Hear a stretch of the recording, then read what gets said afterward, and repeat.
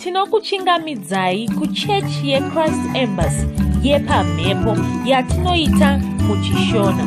Iko zvino hapachina chikonzero chokupedza svondo rose usina kupinda chechi, nokuti painopindwa unenge usipo, kuda wakanga uri kubasa pakaenda vamwe kuchechi, kuda wakanga uri parwendo, kuda chechi yeChrist Embassy haisati yakuwanikwa kwaunogara, kana kuti unofarira hako kudzidza shoko raMwari nechishona.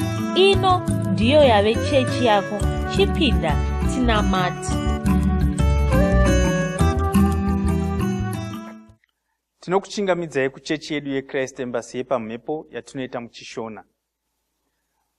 Muranda waMwari mufundisi Chris Oyakilome vakatitaurira kuti tava mumwaka wekuropafadzwa, tava mumwaka wemaropafadzo. Saka ndoda kuti titende Mwari nokuda kwemaropafadzo mukati muupenyu hwedu. Kutiropafadza kwese kwawakatiita, toda kuti titaure maropafadzo ese atakapiwa naMwari mukati muupenyu hwedu. Ngatinamatei. Baba, ndinokutendai nerudo rwenyu, ndinokutendai nechiedza chenyu, ndinokutendai Baba nerugare mukati muupenyu hwedu, ndinokutendai nechiedza nokuti nzira yatinofamba tinofamba muchiedza. Ndinokutendai neshoko renyu rinogara riri benyu mukati muupenyu hwedu uye rinotiita kuti tive tinoita zvinhu zvakanaka. Tinokutendai Baba nokuti makatiita wadyi wenhaka pamwe chete naKristu. Tinokutendai Baba nokuti tiri vana venyu uye tiri vakundi nekupfurikidza muzita raIshe Jesu Kristu. Tinokutendai Baba nokuti hakuna chombo chinogadzirwa isu chinobudirira, nokuti tiri vana venyu takaropafadzwa muzita raIshe Jesu Kristu. Pese patinopinda makatiropafadza, makatiropafadza patinobuda, makaropafadza mabasa emaoko edu, makaropafadza zvese zvatiinazvo muzita raIshe Jesu Kristu. Ndinokutendai Baba muzita raJesu Kristu. Haleluya. Panguva ino ndoda kutaura maropafadzo. Tagamuchira maropafadzo kubva kuna Mwari, takupa maropafadzo kunzvimbo dzatinogara, kuhama dzedu, takuropafadza zvese zvatinobata, zvese zvinonzi zvedu tinozviropafadza neshoko raMwari. Ngatiropafadzei muzita raIshe Jesu Kristu. Ndinokuropafadza iwe guta mandinogara, kuti unova nerugare. Ndinokuropafadza kuti hauna mhirizhonga inobuda mauri. Ndinokuropafadza imi vatungamiri wenyika ino. Ndinokuropafadzai nerugare, ndinokuropafadzai nenjere dzaMwari, ndinokuropafadzai nemwoyo unoda Mwari muzita raIshe Jesu Kristu. Zvese zvandinobata zvinoendeka, zvese zvandinoita zvinobudirira, nokuti ndakaropafadzwa muzita raIshe Jesu Kristu. Hakuna chombo chinogadzirwa ini chinobudirira, hakuna chombo chinogadzirwa mhuri yangu chinobudirira, hakuna chombo chakagadzirwa nyika yedu chinobudirira, hakuna chombo chinogadzirwa maguta atinogara chinobudirira, nokuti takaropafadzwa. Zvinhu zvese zvakarurama muzita raIshe Jesu Kristu. Nyika nekuzara kwayo yakazara nekunaka kwaMwari. Hapana mukana wezvakaipa zvinobva kuna wakaipa muzita raIshe Jesu Kristu. Naizvozvo zvirwere ndinokurayirai kuti hamuna nzvimbo mukati meguta redu, hamuna nzvimbo muupenyu hwedu, hamuna nzvimbo mukati menyika yedu muzita raIshe Jesu Kristu. Urombo hauna nzvimbo mukati muupenyu hwedu muzita raIshe Jesu Kristu, nokuti takaropafadzwa. Tiri zviropafadzo zvaMwari uye tinoropafadza mese patinogara muzita raJesu Kristu. Haleluya. Toda kuti taure nendimi. Haleluya.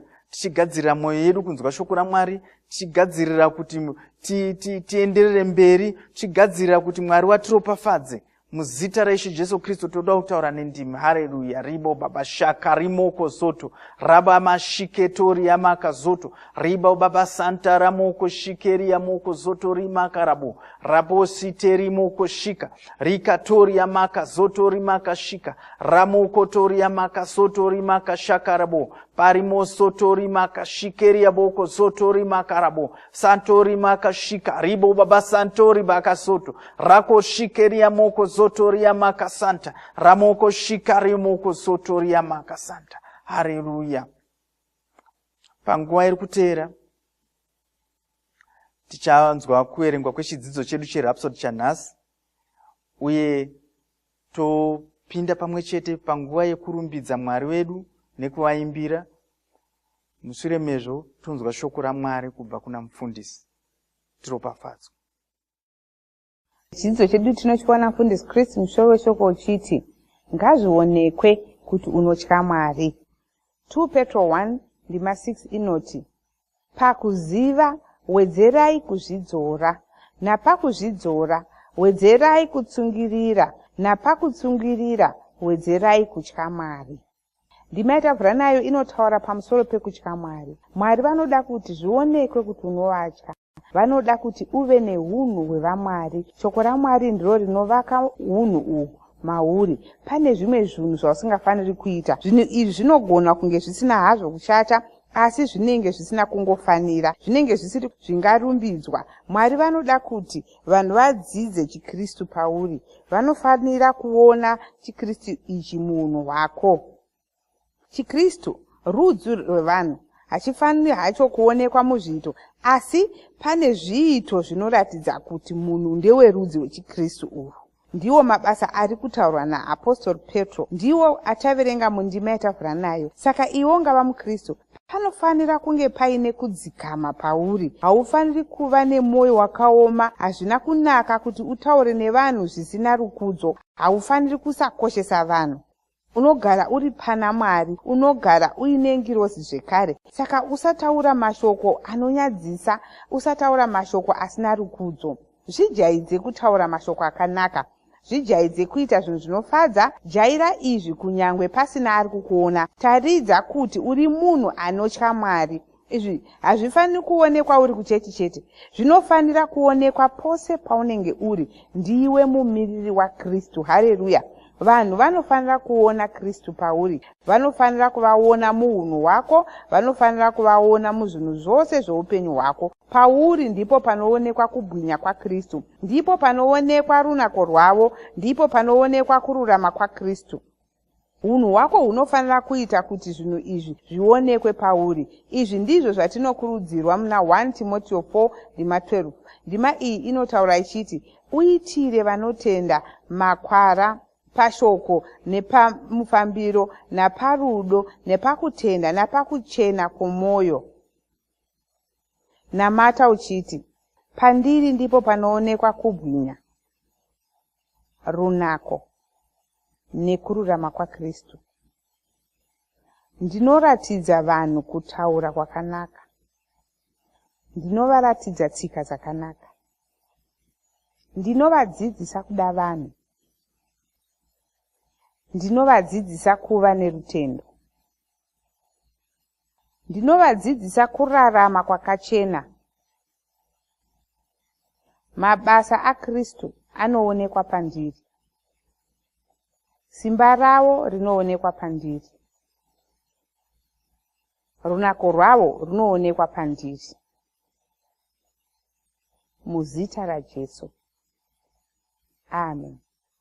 Dzimwe ndima dzinotsigira chidzidzo chanhasi ndedzinoti vaRoma 12 ndima 1 kusvika 2, 1 Timothy 4 ndima 7 kusvika 8 na 1 Timothy 6 ndima 10 kusvika 11. Mwari vakukomborerei.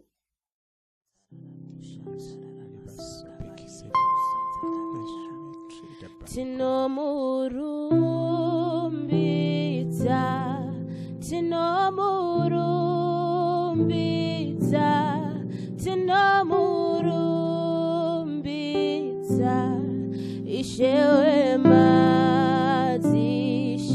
isu tinomurumbidza, tinomurumbidza, tinomurumbidza, Ishe wemadzishe,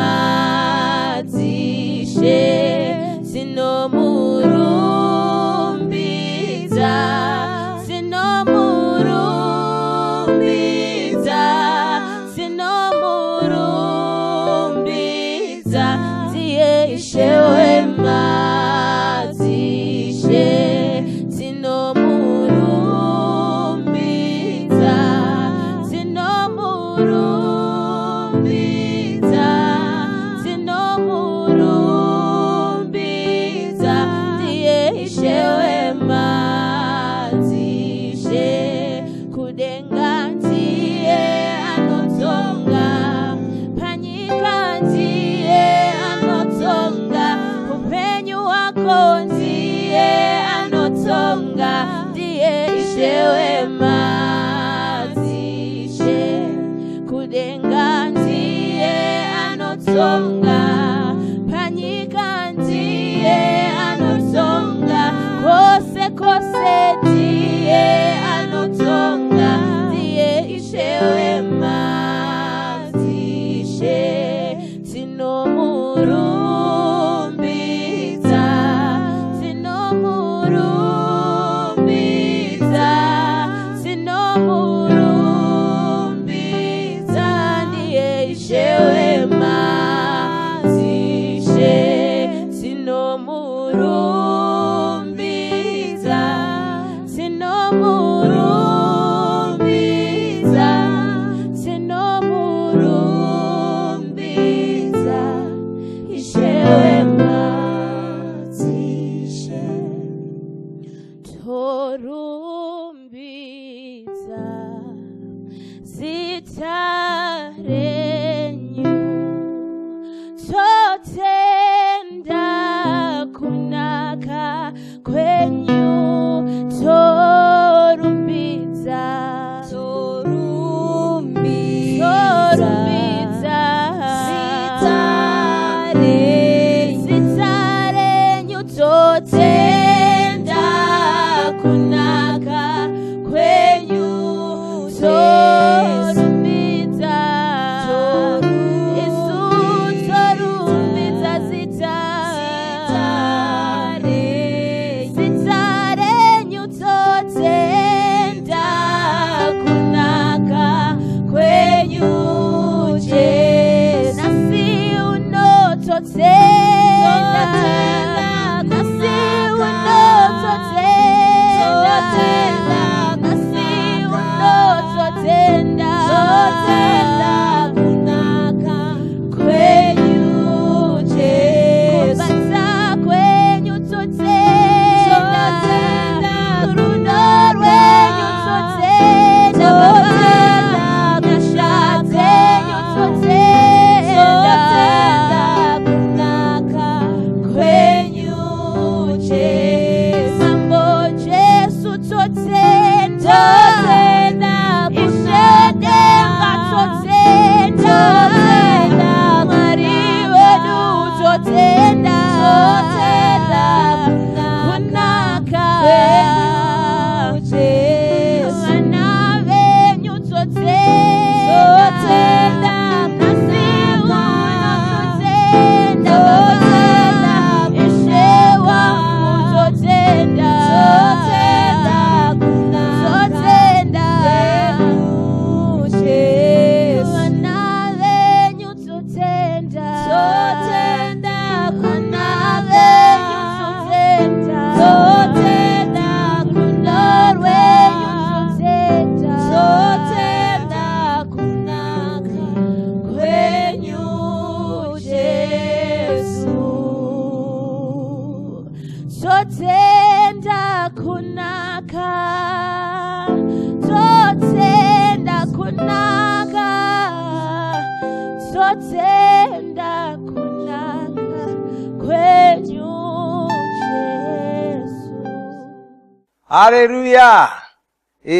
Ndinoda kuchikamidzai zvekare kumunamato wedu weChrist Embassy watinoita paMhepo muchishona. Ndichiziva nokuimba kuti manga muine svondo rakanaka uye mwedzi wa gumiguru watapinda uyu makaupinda zvakanaka. Gore riri kufamba sekutaura kwatanga tingoita pose apa. Zvii zvawati wagona kuita wakapedza pane zvataka mabasa atinokupai, tine zvidzidzo zvatakati isusu muna gumiguru imo munomu unofanira kunge wapedza zvidzidzo izvi zvekuvamba foundation school, kuti ugogona upedzewo zvidzidzo izvozvi tikupewo chitupa pamwe chete navamwe. Wapedza here? Nguva ichipo, mazuva mashoma iwo asara, unogona kuzviita zvese ukapedza, hazvimbotori nguva. Pasvondo rimwe chete unogona kuzviita zvese zvikapera. Ndiwo unofanira kunge uchitinetsa kuti nditumirei chimwe chidzidzo chinotevera, nditumirei chimwe chidzidzo chinotevera. Hatifaniri kunge tiri isu tinokudzingirira nokuvunza nguva imwe neimwe kuti wava papi. Iwe ndiwo unofanira kunge une shungu dzokudzidza shoko raMwari. Saka unofanira kunge uri kutinetsa. Taura nesu tione kuti tinoita sei tikubetsere ukasire wapedza. Haleluya. Ndoda kutenda zvekare mufudzi Chris vanotipa mukana iwoyo kuti tisangane pamhepo namata pamwe chete tichidzidza shoko raMwari. Chiropafadzo chikuru chavakatiitira. Shoko riri kufamba riri kusvika kuvanhu nzvimbo dzese dzavanenge vari. Haleluya. Ndoda kuti sokuvimbisa kwatakaita, mufudzi Kristu akataurira chiprofita chemwedzi wa10 guru. Vakataurira chiprofita chemwedzi wa10 guru. Vakatiudza zvinofungwa nezvakarongwa naMwari mumwedzi wa10 guru. Takatotaura pamusoro pechiprofita ichocho kune vakanga vakatiteya. Patanga tiri kutumira mashoko. Vamwe venyu makutochiziva. Asi vakati mwedzi wa10 guru, mwedzi wemaropafadzo. Ndo chiprofita chemwedzi wa10 guru. Mwedzi wamaropafadzo. Mwedzi wauchasangana maropafadzo. Mwedzi wauchaziva maropafadzo. Kwanzi mwedzi waunofanira kurarama semunhu akaropafadzwa. Saka mumwedzi wa10 guru hatisi kungomirira tichiti maropafadzo achauya owira pandiri, maropafadzo achauya owira pandiri. Handizvo zvatinongoita. Izvo zvakanaka hazvo, asi dzidziso yatakapiwa namufudzi Kristu pamusoro pechiprofita iyi inotiratidza kuti mwedzi watinofanira kurarama savanhu vakaropafadzwa. Kwaiva munhu anorarama semunhu akaropafadzwa, anorarama achiziva kuti iye munhu wakaropafadzwa. Saka unofanira kurarama upenyu hwako uchiziva kuti uri munhu wakaropafadzwa.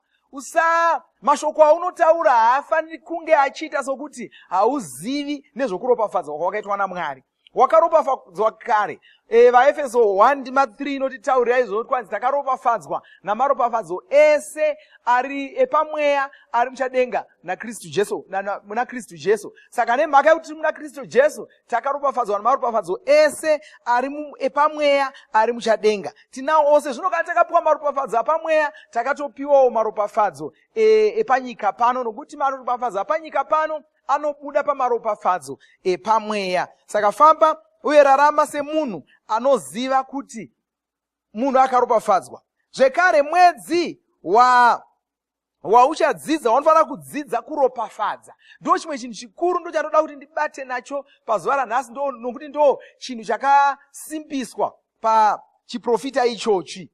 Kwanzi dzidza kutaura maropafadzo. Uchitaura maropafadzo pazvinhu zvako, zvinhu zvoupenyu hwako, dzidza kutaura maropafadzo. Pane chinhu chinonzi kutaura maropafadzo kana kuropafadza zvinhu zveupenyu hwako. Chiropafadzo chiko, mufudzi Kristu akatanga nokuti dzivisa izvozvo kuti chiropafadzo chiropafadzo chinhu chinopa simba rekubudirira. Chinhu chinopa simba rekubudirira ndo chinoi chiropafadzo. Saka chiropafadzo tati chinhu chinopa simba rokubudirira, kureva kuti kana tikati ukafanira kuropafadza namashoko, zvinoda kuti mashoko ako anenge ari mashoko anopa kubudirira. Ndo chiropafadzo ichocho. Saka munhu akaropafadzwa anenge akapiwa simba rekubudirira muupenyu hwake. Zvinhu zvaanoita zvinobudirira. Ndo kutaura uchiti ndakaropafadzwa. Kuti ndakaropafadzwa hazvino kuti ndangopiwa dhora, ndangopiwa mari, ndangopiwa motikari, ndangopiwa imba ndaropafadzwa. Handizvo zvazvinonyanya kureva. Munhu akaropafadzwa zvese zvaanoita zvinobudirira. Pose paanopinda zvinhu zvinomufambira zvakanaka.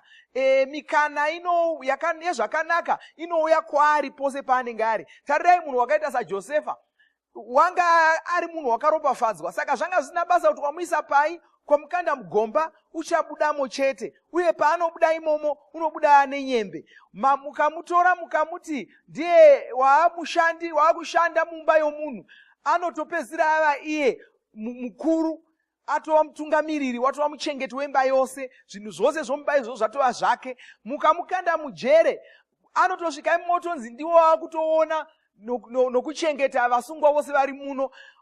Achibuda imomo watova mambo weEgipta yese. Ndo zvinoita munhu wakaropafadzwa haugoni kumusungirira. Ukaona vanhu anongochema achingoti vanhu vanondivenga, vanhu vanondidai, vanokanganisa kubudirira kwangu.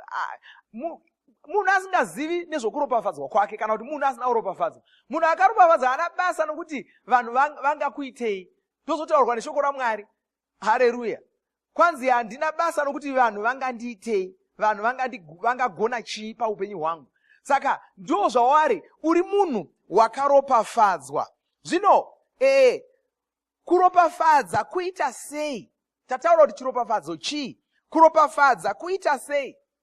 Kuropafadza kutaura mashoko anopa simba rekubudirira. Ndo zvataona izvozvo. Kuropafadza kutaura mashoko anopa simba rekubudirira. Regai ndikuverengerei ndima dzatakaverengerwa namufudzi Chris pamusi uyu. Genesi yokutanga ndima 21 kusvika 22.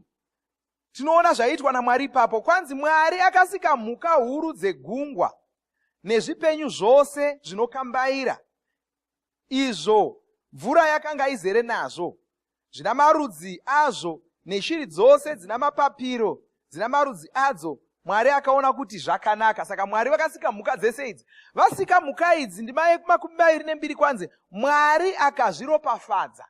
Ngatichiona kuti Mwari vakazviropafadza nenzira ipi. Kwanzi Mwari akazviropafadza akati, kana kuti akazviropafadza achiti, berekai muwande, muzadze mvura iri mumakungwa, neshiri ngadziwande panyika. Haleluya. Mashoko akataurwa naMwari aya ndo kwaiva kuropafadza. Mwari vakaropafadza mhuka dzavakanga vasika namashoko, vakati, berekanai muwande, muzadze nyika. Ndo mhaka nyika yakangozara nemhuka. Zvinhu izvi zvakaropafadzwa. Haleluya. Saka kana patinoropafadza, tinoropafadza nokutaura mashoko anopa chinhu kana anopa munhu simba rokubudirira rokuita zvinhu. Haleluya. Tikatarira zvekare pandima 28 tinoona yaGenesi 1 iyoyo. Kwanzi Mwari akati, ngatiite munhu nomufananidzo wedu, akafanana nesu, ngaave nesimba pamusoro pehove dzegungwa, napamusoro peshiri dzedenga, napamusoro pezvipfuwo, napamusoro penyika yose, napamusoro pezvipenyu zvose zvinokambaira. Mwari akasika munhu nomufananidzo wake, akavasika murume nomukadzi. Mwari akavaropafadza. Haleluya. Mwari akavaropafadza akati, berekai muwande, muzadze nyika, mubate ushe pairi, muve nesimba pamusoro pehove dzegungwa, napamusoro peshiri dzedenga, napamusoro pezvipenyu zvose zvinokambaira panyika. Mwari vakaropafadza munhu, vapedza kumusika, vakamuti inda unotonga. Ndo chikonzero kunyangwe shumba dzichigona kuruma munhu nokumudya, asi munhu unongotonga shumba, unotonga mhuka, unotonga zvese, hazvimukuriri zvachose, nokuti wakapiwa chiropafadzo ichocho chokutonga zvinhu izvozvo. Haleluya. PaGenesi 2 ndima 3 tinoonazve zvimwe zviripo ipapo. Kwanzi Mwari akaropafadza musi wechinomwe akauita mutsvene. Kureva kuti Mwari vakatoropafadza nyangwe nezuva. Haleluya. Saka kwanzi namufudzi Chris, ndo zvatiri kuita mumwedzi unoyu, uye ndo zvaunofanira kudzidza kuita mukati meupenyu hwako. Kuropafadza. Dzidza kuropafadza imba yako, dzidza kuropafadza mhuri yako. Usataura mashoko asina kunaka. Kuna vamwe vanotaura mashoko kuvana vavo, kwanzi mwana uyu ibenzi, uchaita benzi, uchaita rombe. Uri kutaura mashoko okutuka. Tine nhoroondo yatinopiwa mutestamende itsva yaJesu, vakatuka muonde.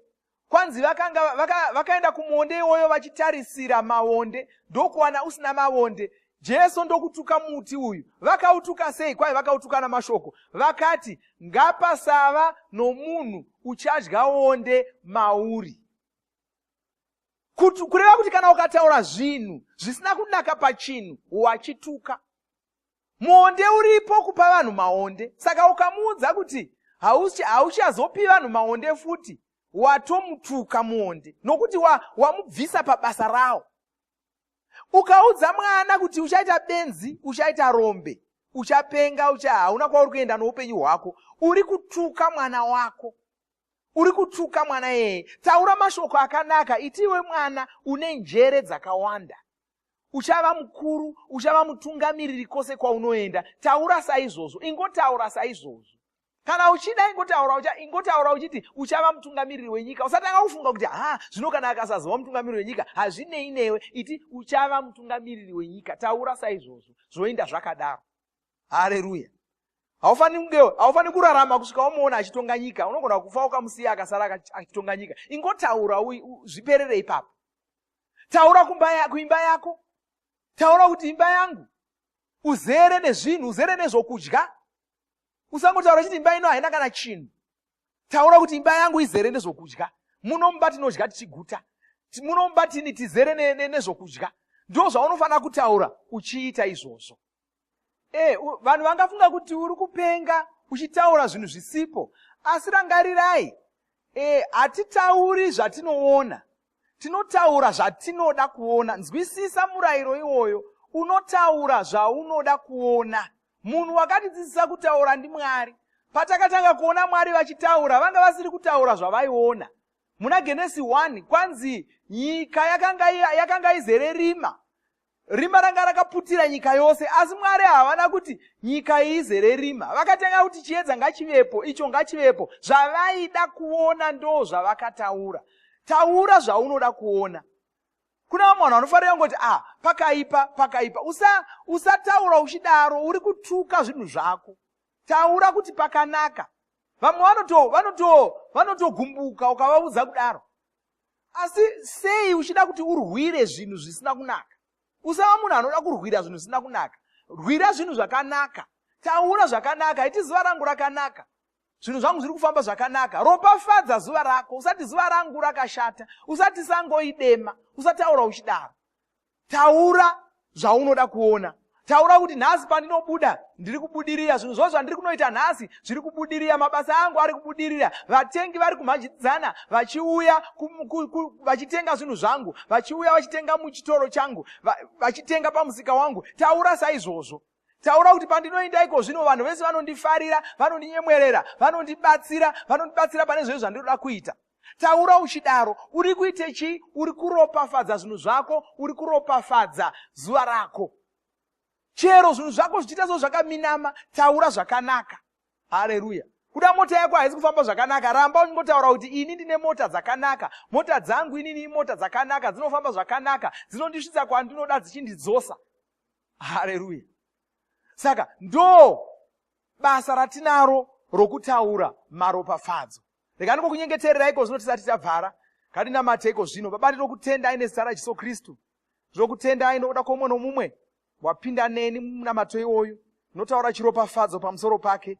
Ndichiti anobudirira, anokura nokuwedzera mukuziva Mwari, anokura munyasha, anowedzera maropafadzo aanosangana naye mukati muupenyu hwake, anowedzera. Nezita raJesu Kristu ndinonamata iko ndichitaura utano hwakanaka pano mumwe nomumwe asingazwi zvakanaka. Ndinodzingira kure zvirwere, ndichitaura kuporeswa, ndichitiporeswa nezita raJesu Kristu. Famba muutano hwakanaka, uchararama wakagwinya, uchararama uri mukukutu, uchararama uri mutano hwakanaka mazuva ose oupenyu hwako muzita raJesu Kristu. Haleluya. Amen. Haleluya. Zvakanaka. Ngatisangane zvekare musvondo rinouya tichidzidza shoko raMwari. Musadarikirwa neminamato iyoyi, uye patinoita minamato iyi kokai vamwe mupinde makawanda moteerera pazviziviso zvamuchaudzwa. Uye kana usina kugamuchira Jesu, wogamuchira Jesu, munhu ari kuuya mumashure mangu ari kuzokutungamirira kuti ungagamuchira Jesu sei. Mwari vakuropafadzei. Tinovimba makomborerwa nemunamato wesvondo rino. Kana manga musati mazvarwa patsva, namatai mumashure mangu, muchidudza, muchirevesa.